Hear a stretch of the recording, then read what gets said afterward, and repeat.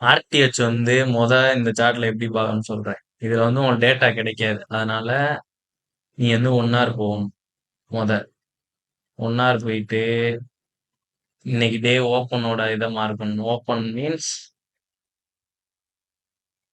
எங்க சரி இங்க இருக்கா? 16 மணி. எங்க 16 மணி? இதுதான் 16. ஓகேவா? சி இந்த இது இல்ல. இங்க கீழே மார்க் க்ளோஸ் வந்து மார்க் பண்ணணும். 4 மணி க்ளோஸ் மார்க் பண்ணிட்டீங்களா? இல்ல பார்த்து தெரியாம இல்லை. இங்க எடிட் ஆப்ஷன்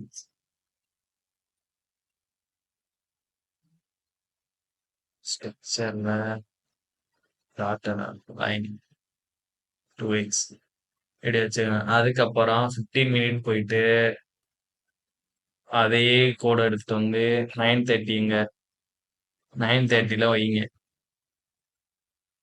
இதுதான் உங்களுக்கு கேப். இதுக்கு இடையில இருக்கதான் கேப்.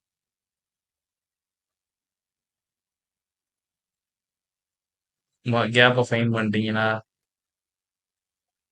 இதுதான் கேப். ப்ரெசைஸா மார்க் பண்ணிக்கங்க. ஏன்னா மார்க் பண்ணக்கூடாது. இப்ப கேப்பை மார்க் பண்ணிட்டோம். இன்னி லோவர் டைம் ஃப்ரேம் போடும். உங்களுக்கு வந்து கேண்டில் வந்து 9:30 ஓப்பன் ஆனது வந்து இங்கதான். இதுக்கப்புறம் வர பிரைஸ் ஆக்ஷன் ஆனது இது பண்ணும். இப்போ வந்து எக்ஸ்பிஎக்ஸ்